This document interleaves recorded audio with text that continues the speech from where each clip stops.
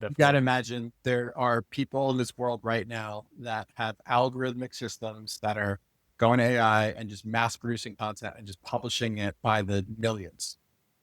So that's the baseline. When you go from GPT-4 to GPT-5, all that content gets better. So Yeah. what are you doing to get better than that content? Welcome to the Talking AI podcast, where we talk AI with both experts in the field and early adopters. I'm your host, Matt Page, and we're here to demystify AI for you so you can get some value from it. Let's talk some AI. 2 years ago, Google sent a visit for every 2 pages it scraped. 6 months ago, that number was 1 visit for every 6 pages. And today, it's 1 for every 18. And with OpenAI, that drop is even more staggering, from 1 visit for every 250 pages 6 months ago to 1 for every 1,500 today. That's some data from Cloudflare's CEO. And AI isn't just changing search, it's completely rewriting the rules of SEO and how things get discovered. Clicks are disappearing, and AI-generated answers are the new front door to the internet. And if your brand isn't showing up in those answers, cited, trusted, and referenced, in some cases, you might as well not exist. And in this episode, I'm joined by Seth Besmertnik, CEO and co-founder of Conductor, an enterprise platform for SEO content and AI visibility, to unpack exactly what this shift from SEO to GEO, or whatever term you want to call it, there's several emerging means for companies. If you've ever relied on Google for traffic, leads, or visibility, this conversation might just change how you think about search forever. Seth, welcome to Talking AI. Very excited to be here. Thanks for having me.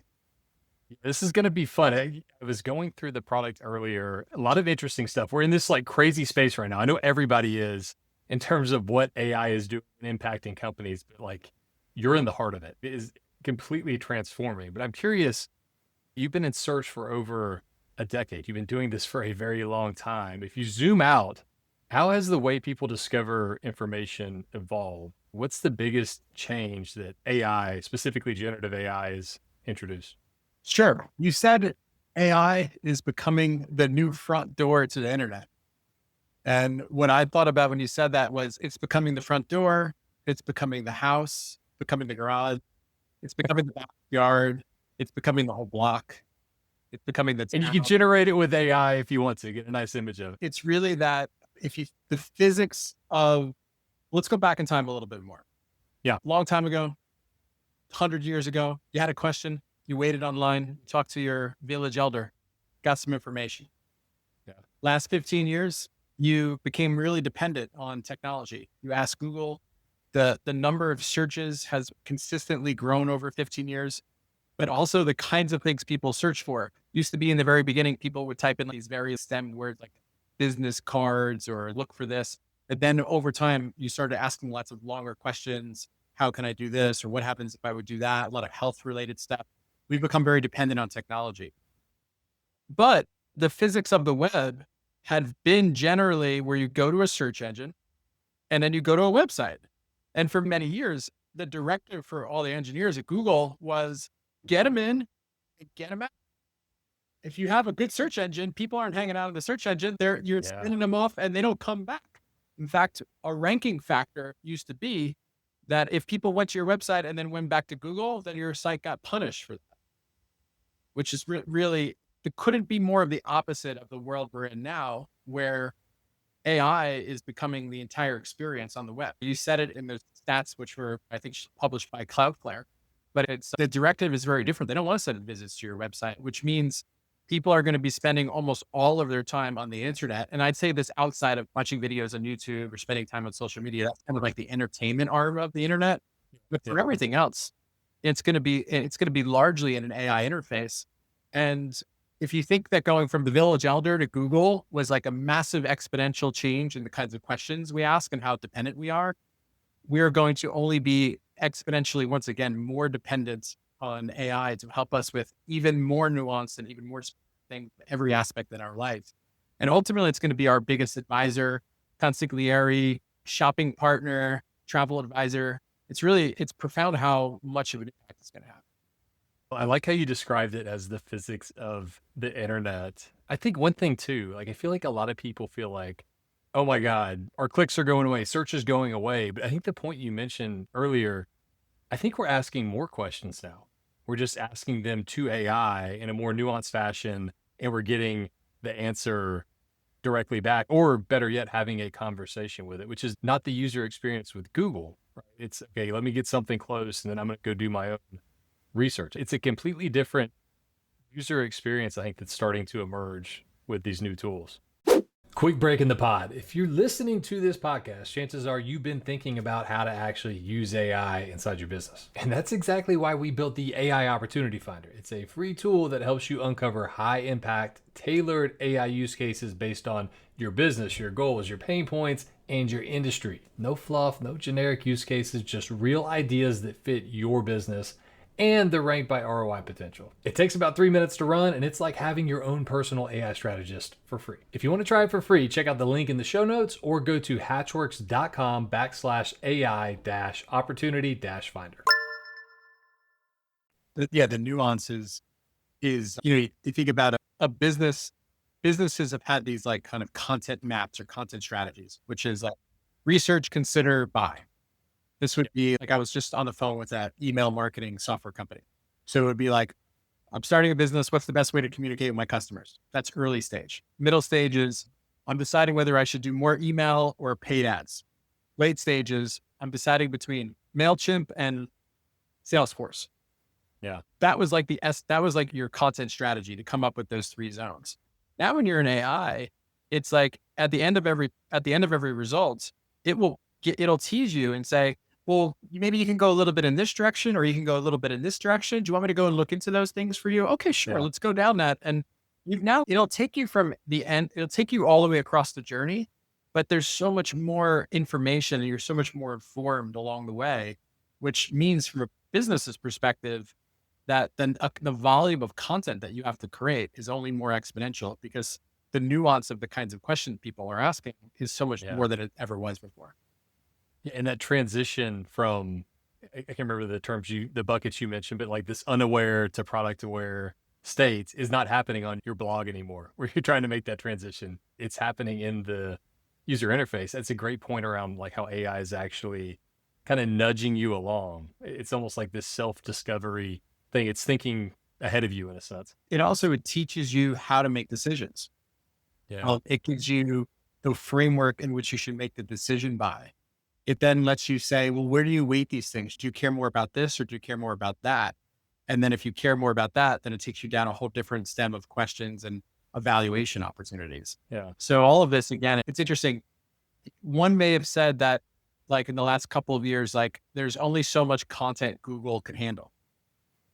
And that's because if people are only typing in things like best running shoes, how many pieces of content can show up for best running shoes? Yeah. But in a world of AI, I actually think it's like suffocating right now, because there's so few pieces of content that line up to all the specific nuances. So just take the running shoes example. Someone goes to AI, I go to AI, I'm going to say, I'm 42. I have flat feet. I've had this problem before. I've tried these shoes and they don't work for me. One foot is wider than the other.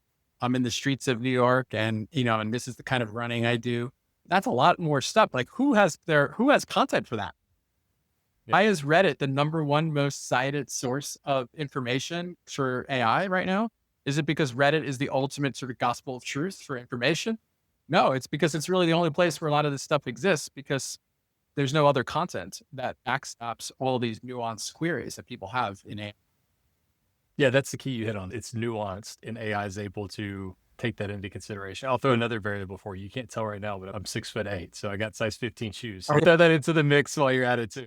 And we're going to get to it in a second. Like, how do you actually tactically start to adapt so you do show up in AI search? We're going to get to that in a bit. So everybody listening, I know that's probably the top thing on your mind right now. But I'm curious, like, as you were talking earlier, this like experience came back to my mind. I was in middle school, maybe 6th grade, something like that. And I remember experiencing Google for the first time. It was like Google and Dogpile and things like that, where in the past you had to go to the library and go research something and all of that. Do you remember your first experience with both Google and then also ChatGPT or whatever tool you had? I'm curious, like, what were those inflection points? How were they the same or different, if you remember at all? Well, I could share my first experience in remembering like the beginnings of SEO, if that's helpful. Yeah. Yeah. So I had a roommate and we lived on top of this bike shop on 34th Street in Manhattan, and I was in college. And his name was Shermy. And he initially, when he was living with me, was on unemployment. He like lost his job. He was getting checks effectively from the government. And he was starting a business. Fast forward maybe a year and a half, he was making like thousands of dollars a day. And Yeah. we had all this cool stuff in our apartment that he Like, what are you doing? electric drums and this crazy couch. We had one of these like giant Yeah. TVs, like it was like the first like flat screen TV. And when you went to Google and you typed in the word business cards, he had a website that Ah, showed up number one. He had another website that showed up number two. He had another website that showed up number three. Now, at that time, I was starting a business while going to college that was giving therapy over the internet. I remember no matter who I talked to about that business, nobody was interested in it. And then I remember looking at what he was doing, and I was like, well, how do other companies figure out how to do what you do? And that became the very beginnings of getting involved in search and digital marketing. And the business grew really quickly once we started it from that point. yeah. It's Once interesting. I think so many people. Go ahead. that I was saying on ChatGPT, I don't remember the first time looking at it, but I do remember the first time. I remember the feeling when I used it, which was, this is going to take over the world. Was that a good feeling or a bad feeling or mixed? I was more, I think, scared probably in the beginning. Yeah. No, I was more scared. Like I wasn't sure what it all meant. Yeah. Natural kind of human reaction there. But there's so many terms, I think, emerging right now. I can think of three off the top of my head: GEO, AEO, AIO. What are these? Do you have a favorite? And I'm curious too, like you're so deep in the SEO world, where is it the same and where is it different? Because I'm of the belief there's a lot of core principles that are still the same that exist in SEO that still pertain to this new world we're going to. Sure. Great question. There's something like 50 or 60 or 70 startups that have emerged in the last 6 or months or so that are Yeah. offering AEO, GEO software. Yeah. Most of them, we have a slide that has a picture of all of them. And it's, is this really innovation or is this not, right? Because they're all kind of do the same thing. And it also shows that it's not that hard to do the same thing if there's so many companies that all did this so quickly. Yeah. I think that companies certainly are scrambling right now to get answers to this. It's not settled in. Do I have a preference on AEO versus GEO? Not really at the moment. It's I don't really love any of them. I answer engine optimization, like AI is much more than an answer engine. Again, it's your life partner. It is your Yeah. I put stuff in there. I'm coaching for like my parenting coaching. I was doing over the weekend language training, learning Spanish and in using like the voice version of ChatGPT. So it's so much more than that. And then GEO, GEO is already a thing, but the bigger thing is that it's about being and owning and showing up and performing well in AI. I think there will be a category that settles in on that. I think we're identifying how we want to go with that. Right now, Conductor is extremely differentiated because unlike these 50 or 60 startups that just do how many times did someone mention you in ChatGPT, we have a full cycle solution where we do measure, but then we also help you identify which topics you should be building content for. We help you Yeah. identify how to build good content for that. And we actually build the content for that. We measure it and show you the full end-to-end performance of the content you create.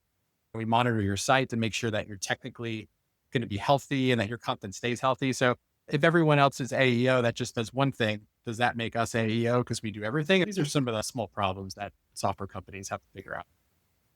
Yeah. Really good points there. And I think too, with this whole move, they think of SEO like authority, right? Relevance, the technical optimization, the user experience, all those things still apply in this same world. Where is it the same? Where is it different? And then I think we can start to get into like, where is the nuance on how you start to show up in some of the, like, what is showing up, right? Because it's a different type of thing, I think, than it used to be with 10 blue links? It was a great question. So there's a lot. So part of why I brought up these small companies is because part of their positioning is like, if you're doing SEO, that's bad. And you got to do the new stuff. Yeah. And there's a lot of falseness or misperception in that. So my view of SEO for the last 5 years, it was not stuffing keywords in your pages. That didn't work. That hasn't worked for a No, long that already wasn't working. I mean, I always say when Larry and Sergey started Google, were they ever, you know what? When people search in Google, we're going to show them the companies that are really good at SEO. No, Yeah. they're going to show them the companies that have really good content, really good digital experiences. So how did you do SEO for the last 5 years? Well, you had to be really good at knowing what people want, and you had to be really good at delivering it to them in the form of better content and better digital websites, which meant technically strong websites and really good content and products. So all of that is the fundamental formula for showing up in AI. The thing with AI, though, is it's times 10. If you had 3 personas before, now you have 300 personas. You have 3 buyer journey stages, you now have 10. If you were making 10 pieces of content a week, you now need to make 100. Like everything is exponentially greater because of the thirst from AI to have so much more nuanced content. Now, what is showing up? That's a really good question. So the simple versions of that are things like, is your brand being mentioned? Is your content being a source of citation? Yeah. And then there's, what's the sentiment? When people talk about your brand, is it positive or is it negative? Why is it positive? Why is it negative? When you show up, are you showing up? What's your relative? Are you first on the list or are you last on the list? Right? These are also things. So I think that from a brand perspective, what you want is, well, firstly, you want to know what people are looking for. So what's their customer journey look like? And as if you were to simulate that customer journey, is it favorable to you? Are you in the conversation and are you being in the reference in the conversation favorably and ideally better than your competition? That's really showing up. Now, maybe there'll be some opportunities where there'll be some link backs to your website and you'll get some visitors that will be few and far between, but will convert really well. But I even think that's going to be very limited going forward. It's going to be about having somebody advocate on your behalf. Yeah, I'll give you a story too. I was at AI conference or something. I was talking with a leader at a very large bank. I'm not going to mention the name, but I think if somebody on his team just asked, is, X bank a good bank? Right. And got back the results. And what it was referencing was a lot of forums, right, that were specific to individual branches, and a lot of bad experiences that might have happened was what was getting returned. So the persona perception of this brand was what was happening in this like random forum about some experience they had at the branch level, which I think is a completely different thing from if you search that on Google, you probably get, maybe it's the branded term that pops up or something very intentional from the brand. So that was, I think, kind of an aha moment for them, which then you get to, okay, well, how do you account for that? Maybe you're more present in these forums and, maybe you're using AI to help there in some way. But I feel like everything just got a lot more real in a sense, more nuanced, back to your point earlier. Absolutely. Absolutely. There's still a lot of unknown. ChatGPT just rolled out like their agent mode not too long ago, a couple of weeks ago. This is interesting because even though you're still on AI now is like going out to websites and doing stuff on your behalf. It's interesting how much of the internet is activated through an agent mode type experience versus like people syndicate. Does Amazon sync all of its products catalogs directly into ChatGPT, or does ChatGPT go and shop for you? Yeah. Either way, you're still doing it on ChatGPT. You're not doing it on Amazon's website. Exactly. Yeah. In one point, it was Dharmesh, CTO HubSpot, had this article, is really good. We can put it in the show notes, but he mentioned people's available attention is increasingly scarce, and an AI's attention, AI agent, whatever you want to clarify it as, is effectively infinite. Right. So it's almost, how are you optimizing and serving not only for humans now, but also the AI agents that will be, like you said, going out and searching your website. And I've seen some stuff there as well. Like you have the robots.txt file that kind of gives these crawlers context for how to use your site. Curious your thoughts there. I've heard of a new form of LLM.txt where you're kind of giving context for the agent in terms of how to use your website, what is available, or even maybe an MCP connection. Any kind of early thoughts into that? There's not really a standard yet. Yeah. What we advise our customers is that short term, your primary way of communicating with AI is going to be through content. Longer term, there will be some place where you could put content or data or tables or some version of meta information that will be just for the AI. Now, whether that is like a feed, whether that becomes redirecting the user agent when the AI bot comes to your website versus the human, that's sort of undetermined. There's not a standard protocol right now, but it is definitely in our future that there has to be just agentic way of feeding information to AI. Yeah. I mean, you could even see where there's an agent on your side, your website or product catalog or whatnot, where the search agent and them can kind of interact on behalf of the user and the brand, right? So then it becomes even more nuanced in a sense, which is kind of cool and crazy to think about. Tracking our product is like, how often are the AI bots coming to your site? Like our content is looking at, we publish a piece of content and in the next day or two, like we could have hundreds of AI bots coming to look at that content. Wow. And if we make a good piece of content, we know because the AI bots are consuming it so fast.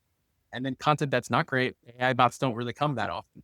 So that's a new first-class citizen. Is an AI bot. Yeah. I've heard things too, FAQ type of content potentially works well because it's like question answer, well formatted comment, a content where you're saying in summary of, it's in bullets, it's easily consumable. Any hot takes on that would maybe working or maybe is just kind of a little bit of hype right now? Yeah. If you think about that world of an AI only feed, that's going to look like some kind of table. Yeah. Could look like a table. Now, when you look at a big piece of content, like a blog piece of content, like it's a big chunk of stuff, but what does AI do? Like it throws it into a vector database. It gets rid of all the junk and it takes out, it puts it into a table in its own way, right? A little more complicated than that. So an FAQ, I feel, is somewhere in between. Yeah. It's very structured. And I think that's exactly how AI likes to make content. So, when I talk about you have 100 personas now you need to build content for, that doesn't necessarily mean that now you have to make 100 pieces of content around the same topic. Here's a good example. I like to play pickleball.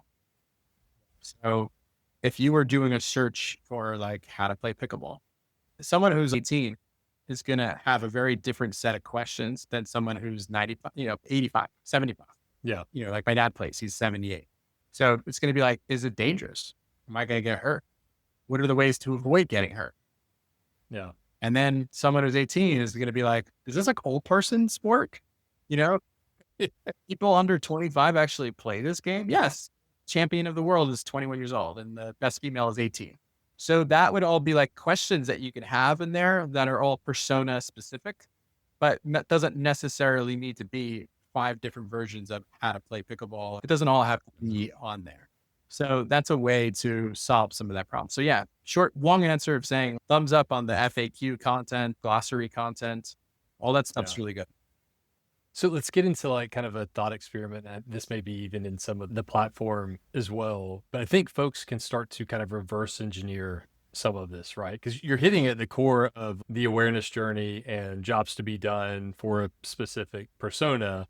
And in the past, you do a lot of user research, talking to customers, all of that's still great, but you can almost simulate some of that now with AI, talking to ChatGPT, where you can have a conversation and figure some of this stuff out. And you can get into, okay, well, what questions may this persona, to your point, ask about pickleball when they're chatting with AI? So you can start to almost get this framing of the types of questions, conversations people are going to have, which can then influence your content in a sense. So I think that's one thing too. Like people don't need to feel like, oh God, AI's, taking over, we're screwed. You can use it on your side too, to kind of help combat it as well in a sense. Curious, any of those kind of like tactics that you can use AI. To win in AI, you need to use AI.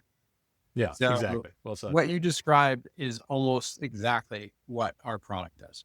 So, Yeah, for example, just much easier, I'm sure, than talking to ChatGPT. well, it does a lot of the synthesis for you. So you give it a couple of prompts or topics that you want to make a piece of content about. What we go and do is we go and find all the best pieces of content on the web for Yeah, that given topic area. So we'll look at what shows up on the Google search page. We'll look at content that's used as cited sources in AI search, and then we'll analyze it, and we'll analyze it all. And then we will then use AI as part of the analysis to then say, well, what are the kinds of questions and things that are areas of interest that people would have that this content supports? And then take that one degree further. What are the kinds of questions and topics that are related to this that are like 1 degree further and 1 degree behind in the customer journey? And then we yeah, produce a whole list of questions that become the basis for a content brief. So then it's like, here's all the questions that you should address in order of priority for this particular audience. And then when you make the content, we actually write the content and structure it that way. Or if you take a piece of content you already have and you want to score it, you just drop it in the product. We generate all the questions, and then we do analysis to see how good does that content do against performing for all these questions. And then we give them recommendations about how to make the content better. You know what? People ask a lot about how this tire works in these kinds of conditions. You kind of addressed it, but it would really good if you were more specific over this scenario. And then a content creator can go in and add that element and make the content more authoritative. yeah. No, that's So great. It can give context for the sources you are seeing cited. That gives context of, okay, absolutely. especially if it's like a publication or something like that, that gives you a perfect roadmap map of who you should be talking to and trying to get on their publication and whatnot. A human being could do that. It would take a really long time to do. It might take you a couple days to do that and to rerun that cycle, but technology does that for you. Like the Conductor product does that for you. So it's almost like the only way to actually scale. I keep talking about 10x, 100x. That doesn't mean that the quality bar has to also get higher while increasing your volume. Yeah, You know, I've been saying content factory, but then I've also say Bentleys are made in a factory. exactly. Rolls Royces are made in a factory. Mercedes Benz made in a factory. So they're not bad cars because they're made in a factory, but they can mass produce a lot of Mercedes Benz at scale and have high quality. That's what we need to do with our content process. And the only way to do that is to use AI. Yeah, exactly. That's a great analogy. Do you think we're reaching, I'm curious where you think we are on this tipping point of AI? I don't know how you define better, but better at writing than humans. Do you think we're already there? Do you think there's still a gap? How do you think about that specifically? Or does it depend? I guess it's dependent on all the context you provide it and whatnot to determine how nuanced it gets. Yeah. I think about it's a good question that I tend not to think about it that way. Yeah. What I think about is that whatever AI can produce on its own, I live in the world where you have to be better than everybody else in a digital marketing world. You can't just be the same. Can't be mediocre. Mediocre gets you no results. So regardless of how good ChatGPT or Gemini become and making a piece of content with a very minimized set of prompting, hey, make me a piece of content on how to play pickleball. It'll do it for you, right? I think about how good are people at actually using the tools? How good are their prompts? How structured are their prompts? And how capable are people to provide augmentation to the AI to give it unique information? Because if you're asking AI to make a prompt, to make a piece of content on how to play pickleball, and I'm doing the same, then why is my content going to be better than yours? But let's just say you go out and you go interview the top 10 best pickleball players in the world. And you take the transcripts of that, and then you convert those transcripts into concentrated wisdom.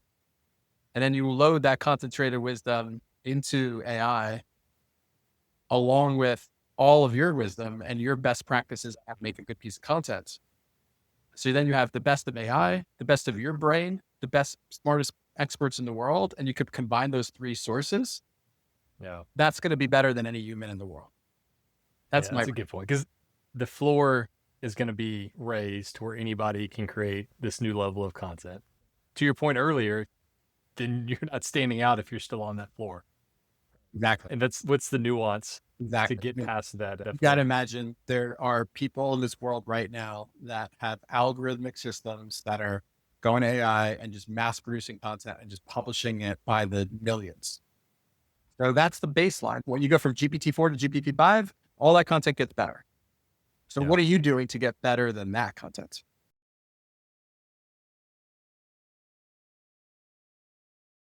Yeah. And it's the same thing if you're writing a fiction novel, like it needs to be better than other people for people to want to read it. Yeah. Same thing if you're writing website content, whatever it is, it needs to get above the noise. And I think we're going to see this evolution where some of the human aspects start to emerge. You look at trusted publications, things like that. I think that's where, because I think AI has a very good BS meter in a sense compared to just standard old Google search. You look at, I think distribution and audience is just such an undervalued thing as well when you talk about how do you build awareness. So some of that nuance may change and the strategies may change as time goes on as well. Yeah. I'm curious though, with the product evolution, like what's Conductor, what's on the roadmap that you can't share? Because I'm sure there's, as a founder, a million things that you want to build, all the new things changing, all the cool new tools, all the new ideas. What can you share? And then how do you actually prioritize what to build? Yeah. Well, we're very transparent. We just did a webinar today with our customers. We're not very paranoid about people that are, I guess competitors. Or my view is that be transparent helps you get the best feedback. And then and it's all about execution. It's all about moving quickly. And if you got your competitors or other companies and they're copying you, then you're winning. So on that note, the biggest place where we invest as a company is in engineering. We still do not make profit or have EBITDA because we put all of our money back into innovation. We firmly believe, I'm wearing this like customers first t-shirt, which looking in here, it's like my daughter ruined. Yeah, but I wear this t-shirt and it's our business strategy effectively, which is put our customers first, and our customers deserve the very best products. And there's still so much to build. And I've been speaking a lot about how to make great content and the need to make great content and the volume and all of that.